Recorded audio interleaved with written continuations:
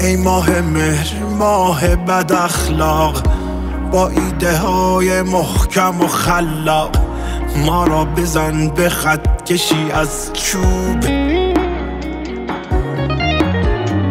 ما را بزن به ترکه مرطوب، تا در درون کودک دیروز مردان بیشمار بمیرند.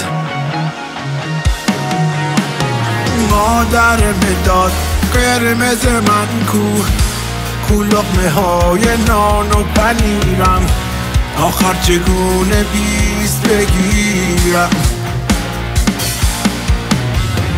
وقتی که دستهای فقیرم بردای درس آن همه باید در جستجوی کار بمیرند.